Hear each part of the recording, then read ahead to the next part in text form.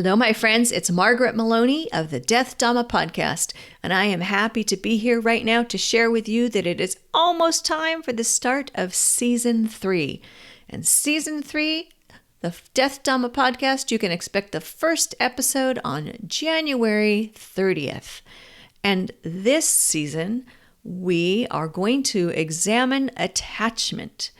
And you know that when I say attachment, I mean really clinging and also aversion, right? We want this, we don't want that. And it makes sense that it's time for you and I to talk about attachment because look at where we've been together. So in Season 1, we went all in and right away talked about death and loss and spoke with 12 wise teachers who shared their experiences of the first time they, found out that there's something called death and how they handled it and how they have handled grief and loss throughout their lives. And then in the second season, we talked to more wise people because you know why? Wise people are generous with their time. Wise people who are good teachers are generous and kind and compassionate with their time. And that's why I've been so fortunate to have these great interviews. And we talked about impermanence and the impact of impermanence in our lives. And we talked about things like thinking that relationships were going to be a certain way, or thinking that our lives were going to be a certain way, or seeing changes in other people's lives, or our journeys, how our bodies change, whether it's accidental or through health issues or through just good old-fashioned aging. And now, as I've said, it's time to talk about attachment because you think about it. What causes us to suffer? It's not just the fact that things change. It's not just impermanence that can lead us to have dukkha or dissatisfaction or suffering. It is how we handle it. It is how we handle it.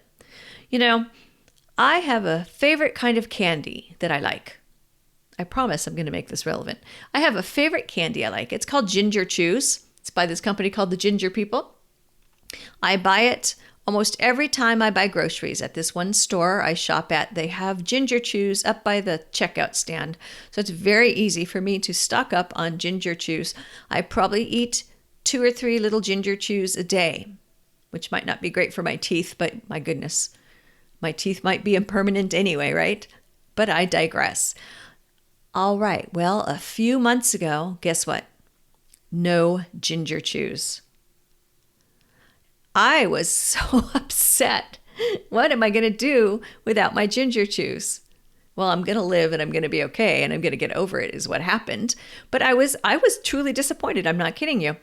And then I went back and the next week there were Ginger Chews again and I lived happily ever after. Or did I? Well, yes, I have generally a happy life. However, guess what? Recently, again, no Ginger Chews. And this time, it wasn't just over the course of a week. Off and on, over the last, 6 weeks or so, Ginger Chews are just not making an appearance. And I am learning to look for Ginger Chews and accept the fact that they may be there, in which case I am happy and what a lovely thing, because as you can tell, this gal loves her Ginger Chews.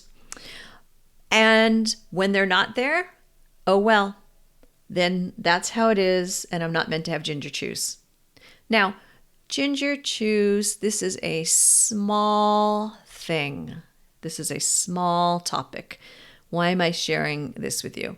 It is an example of my clinging, my attachment to the idea of having Ginger Chews, even down to the fact that I can tell you that I eat 2 or 3 every day. I can tell you when I eat them, in the evening, after dinner. But yet, I've had many evenings after dinner with no Ginger Chews, and I'm okay, my friends. And, you might think I'm being silly, but Season 3 is about these kinds of things. And when I start by sharing something smaller, It is because I believe that for most of us, we maybe start with the small things, and this is how we learn. In fact, I'm teaching now a course or a workshop, I think is a better way to say it, every once in a while, on using impermanence to build resilience. And it's really impermanence, but it's really what helps us build our resilience is our recognition of our clinging and our aversion, and our learning to handle clinging and aversion with small things like ginger chews helps us get ready for big things like job losses and our car breaking down and relationships ending and lives ending.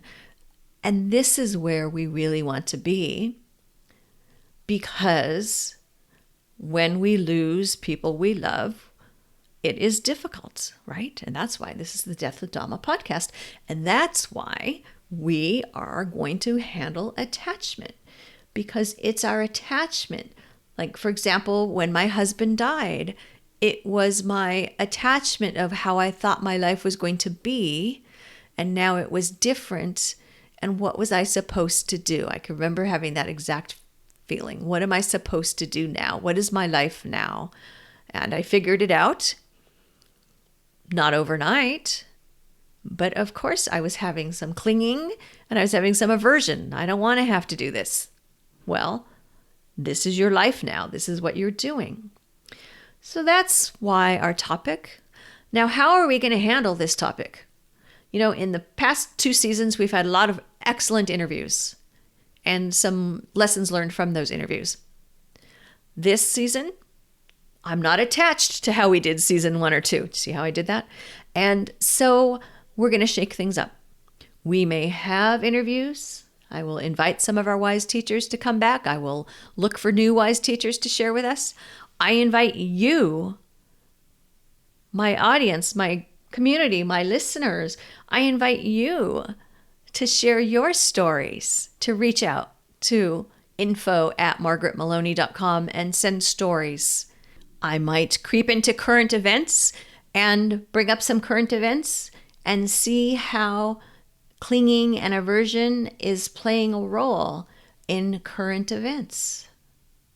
I might share with you some of my own stories. I'm considering keeping like a clinging and aversion journal and sharing some stories with you of my experiences, because I think sometimes it's nice to just share these very human things that we encounter. And so you can look forward to season 3. Please be excited about it, but don't be clinging.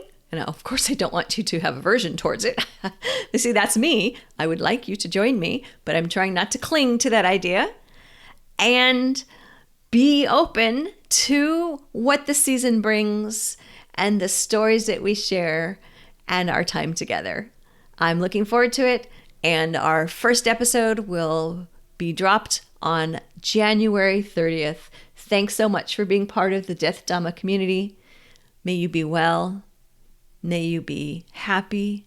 May you be at ease. And may you be free from suffering. Bye for now.